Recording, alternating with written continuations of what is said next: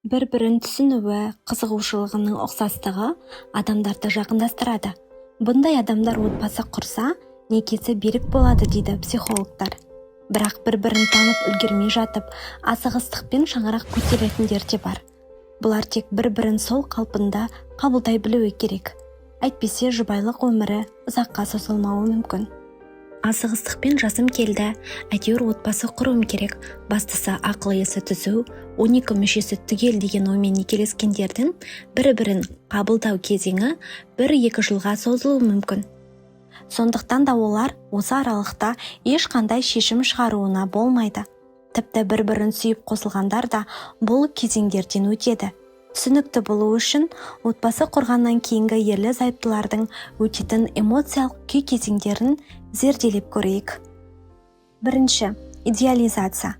Бұл кезең кейде 12-18 айға созылады. Осы уақыт аралығында бірге тұрып жатқан адамдардың кемшіліктері, отбасылық өмірдің қиындықтары біртіндеп байқала бастайды. Неге пәленшеге үйлене салмадым? Бұдан гөрі анау қыз жақсы еді-ау. Неге отбасы құруға асықтым? Тағы бірер жыл күте тұрғанымда кеш болмас еді ғой. Осы өмірді қалап па едім? Дұрыс таңдау жасамаған сияқтымын деп өз ойымен арпалысады. Сүймей қосылғандар да, сезім жарастырып жүргендердің көпшілігі де бір жылда жабырқау, селқостық күйге түседі. Бірақ бұл уақытша және қалыпты күй. Психологтар алғашқы бұл кезеңде түсініспеушіліктер, келіспеушілік болып жатса, шешім қабылдауға асықпау керек дейді. Екінші, бір-бірін тану. Түрлі сұрақтармен, жұрттың сөзімен іштей арпалысып, жабырқап жүргенде, ол жарының плюс және минус тұстарын ойша түсетін болады. Өзара отбасылық ережелер құрады, бір-біріне үйренісіп, өздерінің шынайы бет бейнесі мен мінездерін көрсете бастайды. Жасандылық жоғалатын кезең бұл. Әйел ұйқыдан тұра салып оянбайды, күйеуі күн сайын қырынбайды, ренжіп қалса жылайды, екіншісі жұбатады. Осындай жағдайлар олардың жанын жақындастырады. Психологтар жасандылық жойылғанда ғана бір-біріне бауыр басу болатынын айтады. Сондықтан да әу бастағы жасандылықтан алыс болған дұрыс. Үшінші, айырмашылықтар. Мінез-құлқы, әдеті, талғамы 100% ұқсайтын адам жоқ. Әйтеуір бір айырмашылықтар, қарама-қайшылықтар болатыны қалыпты. Қарапайым мысал, әйелі ашын ұнатса, күйеуі тәттіні жақсы көреді. Біреуі таңғы асқа түннен қалған тамақты ысытып жесе, екіншісінің кешкі асқа мүлде тәбеті тартпайды. Еркек ұйқыға кеш жатса, әйелі ерте ұйықтап, ерте тұруға дағдыланған. Күйеуі жұмыстан келе салып бірінші душқа түсетін болса, келіншегі тек ұйықтарда шомылуы мүмкін. Еркек шай ішіп болған соң дастарханды дереу жинап тастағанды ұнатса, әйелі тамағы сіңген соң асықпай дұш жуады. Осы сияқты болмашы айырмашылықтар алғашқы жылы ерлі-зайыптылардың ұрыс-керісіне себеп болады. Болды жетер, ары қарай шыдай алмаймын деп бір-бірінің ескертуін көтере алмай жанжалдасады. Бұл қалыпты. Есте ұстаңыз, бұл кезеңнен бәрі өткен. Сіз де шыдаңыз. Ұрыс-керіс ушығып кетпеу үшін уақытша бір-біріңізден бөлек тұрыңыз. Мысалы, бір апта төркініңізге барып, демалып қайтыңыз. Немесе ер азамат бір ай бойы басқа қалада жұмыс істеп келгені дұрыс. Ажырасуға асықпаңыз.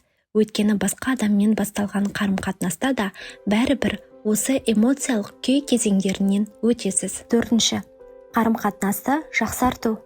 Көзқарас, мінез-құлық, өмір сүру салты бойынша айырмашылықтардан туындаған ұрыс-керістен соң сабырлылық таныту керек. Немесе уақытша бір-бірінен демалғаны жөн. Бір-бірінен бөлек немесе бөтен адамдардай тұрып жатқан, олар енді жарының плюс жақтарын еске алады. Осы плюс жақтары оларды қайтадан табыстырады, арада сыйластық сезімін тудырады. Олар бір-бірінің кемшіліктерінен гөрі артықшылықтарын ойлаған сайын құрметі артады. Тым болмағанда сол жақсы қасиеті үшін бір-бірін сыйлайды. Бесінші, сыйлау, құрметтеу. Жақсы көрмесе, оның қамқорлығы үшін, жақсы қарым-қатынасы үшін сыйлауым міндетті деп санайды. Бұл автоматты түрде бірте-бірте қалыптасатын сезім. Мейлі ол міндеттімін деп ойласа да, психологтар бұл сүйіспеншіліктің алғашқы стадиясы деп түсіндіреді. Бұл кезеңде әрқайсысы оның жұмысы ғой істесін. оның отбасындағы міндеті деп емес, өз міндеттері туралы ойлана бастайды. Өз міндеттерін білу адамды жауапкершілікті қолға алу, өз-өзін дамыту жолына түсіреді. 6. Достасу, досқа айналу. Мәселелерін, басқаға айта алмаған жан сырын, дертін сізге айтады.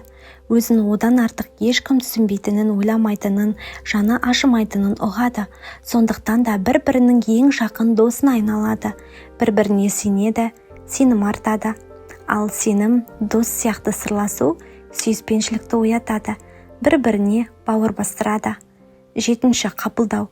Бауыр басқан адамдар, жан досқа айналғандар арасында ерекше сезім пайда болады. Бұл сезім адамды барлық кемшіліктерімен сол күйінде қабылдауға үйретеді. Міне, осы сезімді шынайы махаббат дейді психологтар. Бұл сезімге бірден ешкім жете алмайды. Ұзақ уақыт керек.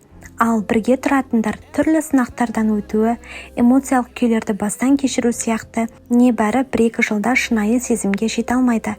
Есте ұстаңыз, кейбіреулерде бұл кезеңдерден өту тежеледі де 10 шақты жылға созылып кетуі де мүмкін. Психологтар осылай дейді. Олай болса ажырасуға асықпаңыз. Сондай-ақ арамызда сезім өшті деп те уайымдамаңыз. Ол әлі тұтанбаған шығар. Шынайы сезімге жету үшін осы 6 кезеңнен өтуге ертерек тырысыңыз. Бүгінгі видео пайдалы, қызықты болды деген ойдамын. Ұнаса видеоға лайк қойып, жақындарыңызбен бөлісіп, каналға тіркелуді ұмытпаңыздар.